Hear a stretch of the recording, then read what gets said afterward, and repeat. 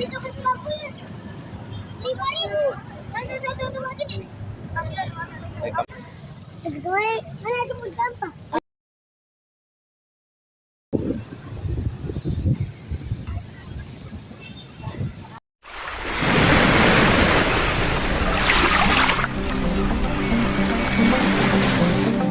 Negeri Tulehu, Kabupaten Maluku Tengah, merupakan salah satu wilayah pesisir di Provinsi Maluku yang kehidupan masyarakatnya tumbuh berdampingan dengan laut. Di wilayah ini, berbagai upaya terus dilakukan untuk menumbuhkan budaya baca di kalangan siswa sekolah dasar sebagai bekal menghadapi perkembangan zaman. Melalui pandangan 3 guru dari sekolah yang berbeda, dokumenter ini mencoba memotret kondisi literasi siswa, tantangan yang dihadapi, serta harapan bagi masa depan generasi muda di wilayah pesisir Maluku.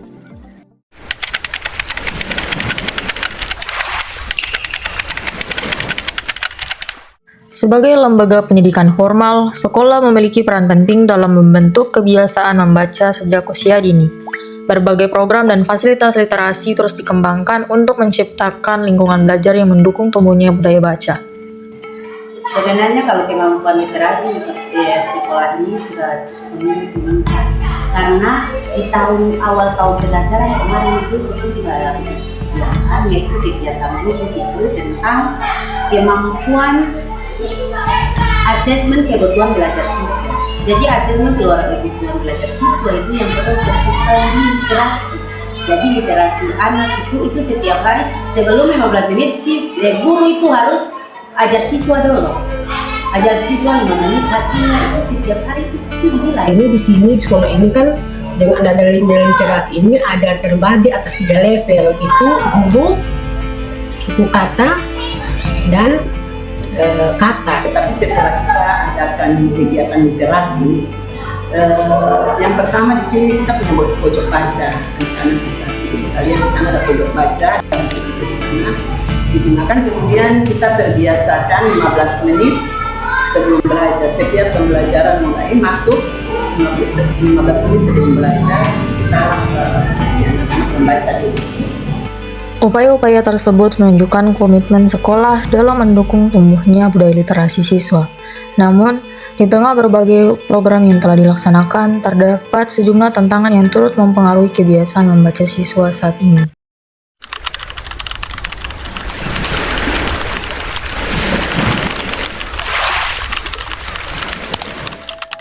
Di tengah berbagai upaya yang telah dilakukan, perkembangan teknologi menghadirkan tantangan baru dalam membangun budaya baca.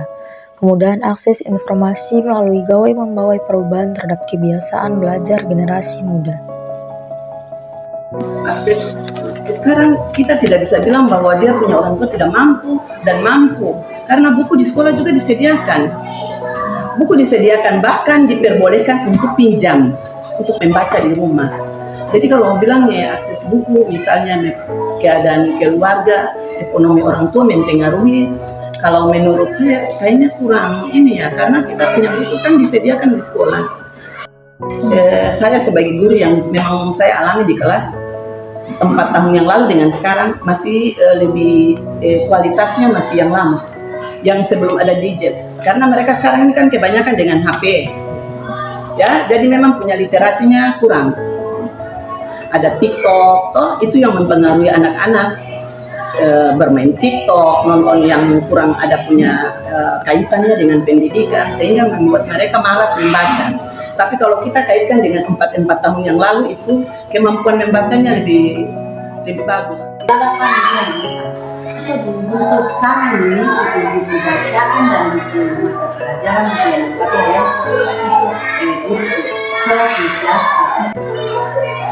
Dan mereka apa ada lihat buku itu ada pojok baca tuh, itu ada dong buku fiksi dan non-fiksi, non-teks dan teks sama di situ. Itu buku non-teks dan teks itu di sekolah. Menariknya, para guru menilai bahwa ketersediaan buku bukan lagi persoalan utama. Perpustakaan, pojok baca, dan berbagai sumber bacaan telah tersedia. Namun, membangun kebiasaan membaca di tengah perkembangan teknologi menjadi tantangan yang terus dihadapi.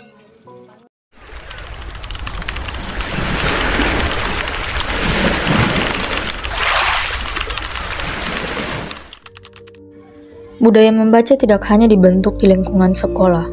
Keluarga dan lingkungan sekitar memiliki peran yang tidak kalah penting dalam membentuk kebiasaan belajar anak.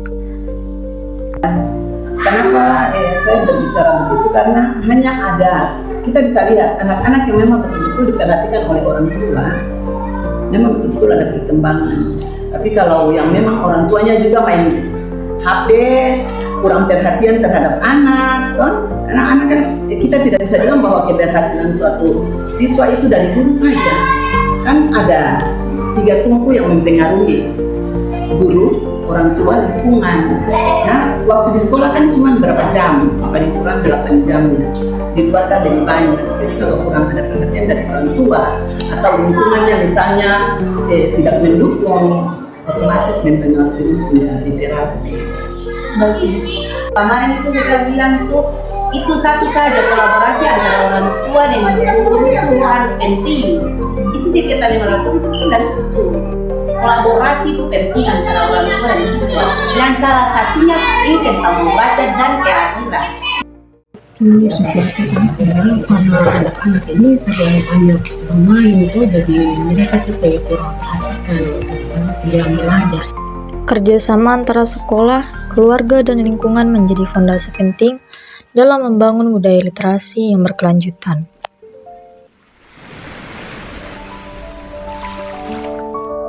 Berdasarkan pandangan para guru, berbagai upaya telah dilakukan sekolah untuk menumbuhkan budaya literasi melalui program membaca, pojok baca, dan penyediaan fasilitas pendukung. Namun, di tengah perkembangan teknologi, kebiasaan membaca siswa menghadapi tantangan baru. Kehadiran gawai dan media digital turut mempengaruhi minat siswa untuk membaca secara rutin. Oleh karena itu, membangun budaya literasi tidak dapat dilakukan oleh sekolah saja. Dukungan keluarga dan lingkungan menjadi bagian penting dalam membentuk kebiasaan membaca yang berkelanjutan. Melalui kerjasama antara sekolah, keluarga, dan masyarakat, budaya baca diharapkan dapat terus tumbuh dan menjadi bekal generasi muda dalam menghadapi masa depan.